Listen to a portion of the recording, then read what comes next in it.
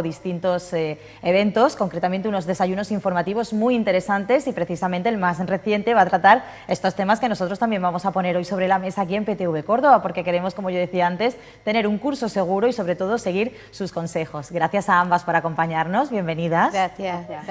Y bueno, pues contarnos un poquito en qué ha consistido ese desayuno informativo, que forma parte de un proyecto muy interesante donde os acercáis a la ciudadanía y donde dais unos consejos igualmente interesantes. En este caso, pues ha tocado hablar de la vuelta al cole. Pues sí, como dice el Colegio de Enfermería, estamos haciendo ese tipo de desayuno, concretamente es el quinto, Sí. y bueno, lo que pretende un poco es acercar la figura de enfermera a la población cordobesa. Ajá.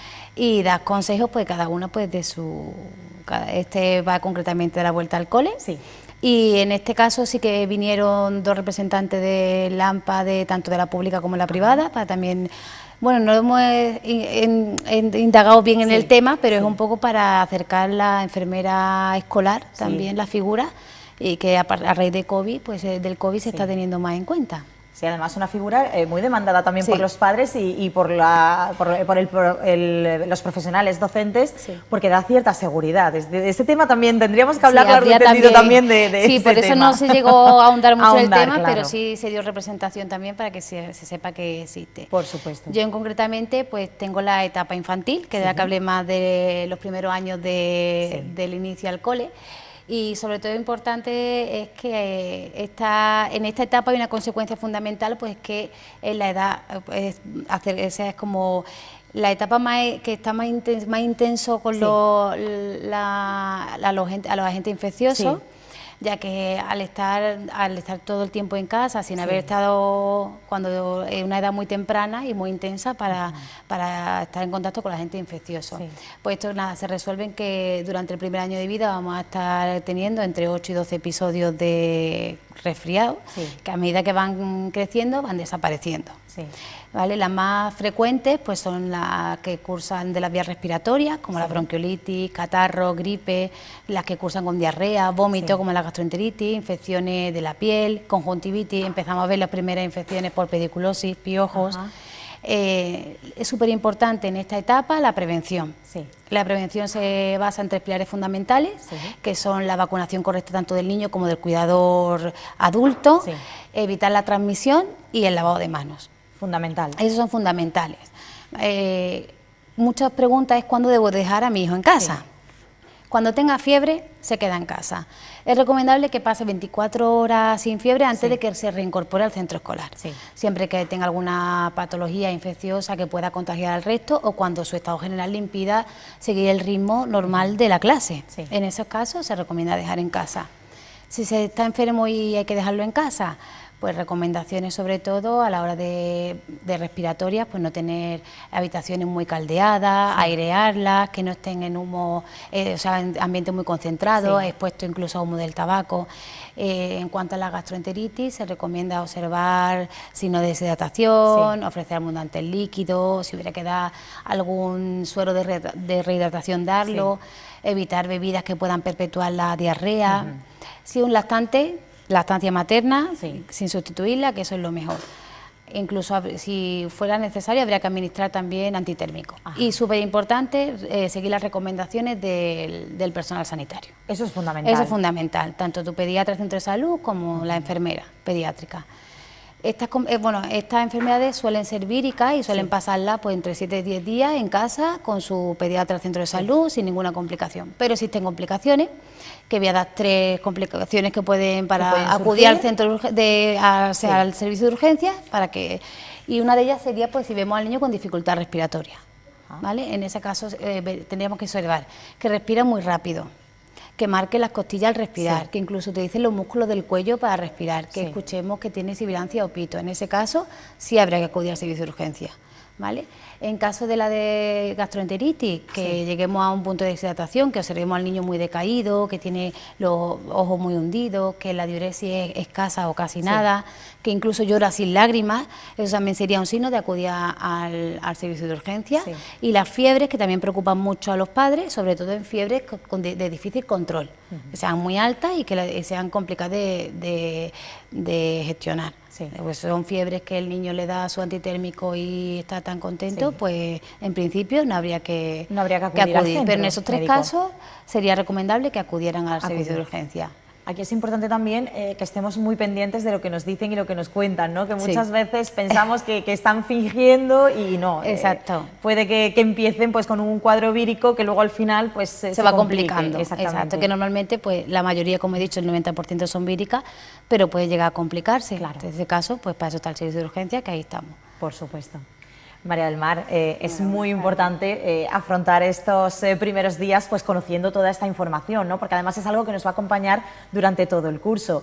Aquí los papis y las mamis pues tenemos que tener claro que vosotros sois los profesionales, como bien ha dicho Ana, pero también tenemos que escucharlos a ellos, que es lo que hemos estado comentando, ¿no? Sí, a veces es muy complicado, Claro. muchas veces pues eso, empatizar y ponernos en el lugar, pero sí, hay que escucharlo a ellos, escuchar sus preocupaciones Y estar pendientes. Sí. Vosotras, además, como profesionales, estáis ahí para aportar esa ayuda que es completamente necesaria. Hemos hablado de la prevención. ¿Cómo podemos comportarnos los papás y las mamás para prevenir pues algo que al final va a llegar como es un catarro, ¿no? Porque eso al final nos acaba llegando a todos, a pequeños y mayores. Pero, ¿qué podemos hacer nosotros para evitarles a ellos ese contagio? Pues lo que ha dicho mi compañera antes, a la hora de, por ejemplo, un catarro, el lavado de manos es muy importante. Ajá.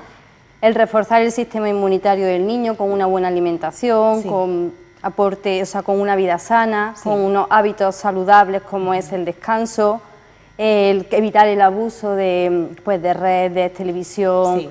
Todo eso aportará para que el sistema inmunitario del niño esté fuerte. Entonces, una de las formas de prevención es esa.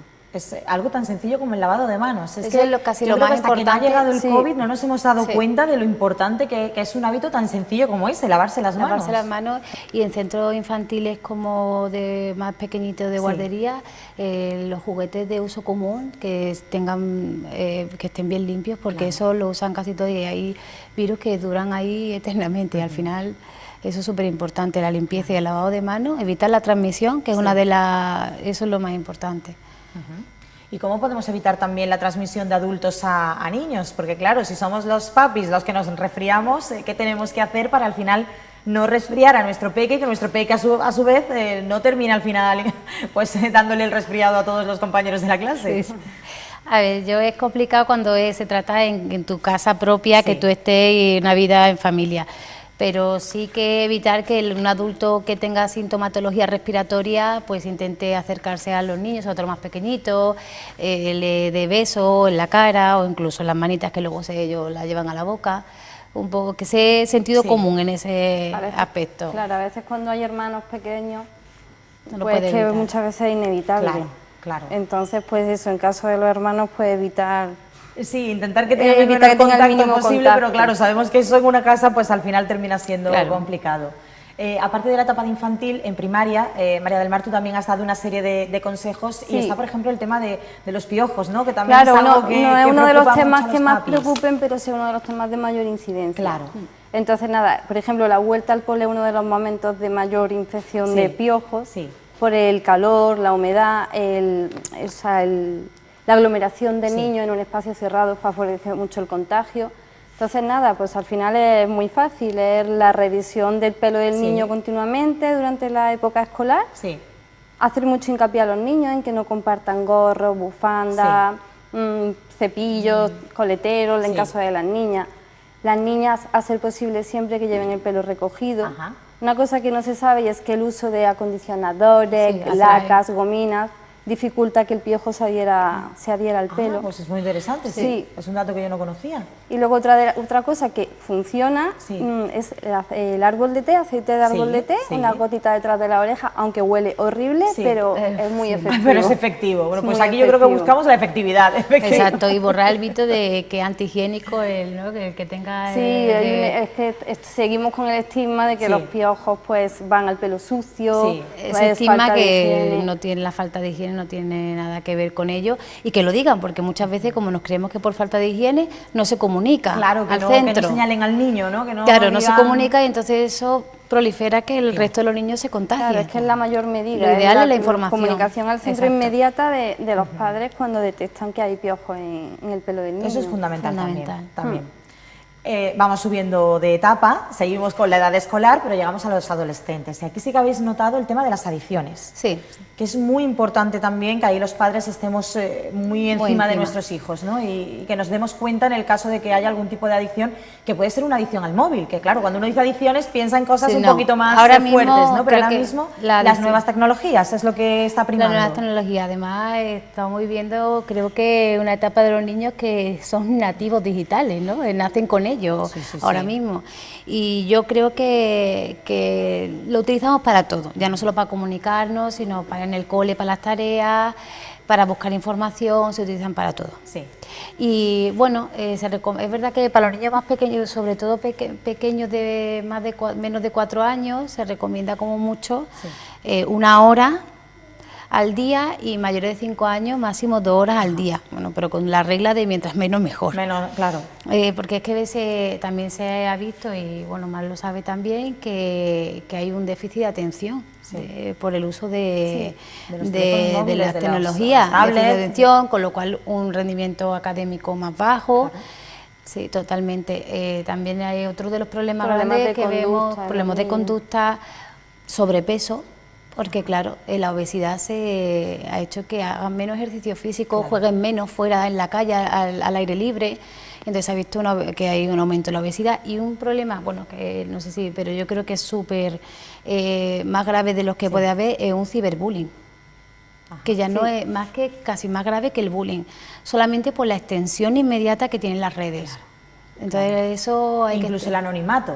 Exacto. Porque claro, en clase no sí que siempre se ha señalado, ¿no? A lo mejor al que ha sido un poquillo que se ha sacado los pies del tiesto, y estaba el resto de la clase para decir, oye, has sido tú, pero claro, cuando nos encontramos ante el anonimato de las redes sociales, ahí ya es más complicado. Es que es más complicado, y la extensión que tiene inmediatamente, hay que estar muy pendiente de ese tema. Entonces, bueno, intentar vigilar bien el tiempo que el niño esté delante de una pantalla, no a los niños pequeños o incluso más mayores, que antes de irse a dormir, que no se recomienda que estén delante de pantalla. Bueno, ya se ha demostrado que ese tipo de ondas que emiten pues pueden ser un poco estimulantes, y luego a la larga pues pueden llegar a problemas. Las app estas que dicen que están para estimular al niño y tal, tampoco se ha visto que sean 100% recomendables. Y importante saber que puede haber un problema, que seamos conscientes de que existe un problema, y vigilarlo sobre todo. Y también ver que la actitud del niño, porque para averiguar que hay una adicción muchas veces los padres no sabemos cómo podemos identificarlo, y yo creo que es importante el carácter del niño, si cambia, si empieza a tener conflictos en casa, gente pues en la familia, si lo vemos que no tiene relaciones sociales como tendría normalmente, o no es capaz de llevar jugar o entretenerse, que llega al aburrimiento rápido. Entonces ahí tendríamos que ponernos en manos de expertos cuanto antes. Eso es importantísimo también tenerlo en cuenta. Ya para ir resumiendo, ¿qué consejo nos dais cada una para que tomemos nota y que este sea un buen curso? Bueno, pues yo con respecto, por ejemplo, a la edad primaria, muchos de los problemas empiezan más los problemas de carácter emocional. Por ejemplo, la obesidad infantil, que abarca muchas cosas, pero también es muy emocional. La prevención es el mejor tratamiento que hay. Y debe llevarse a cabo en los primeros años de vida del niño. O sea, cuanto más pequeño, mejor. Que el niño adquiera hábitos de vida saludables cuanto más pequeño sea.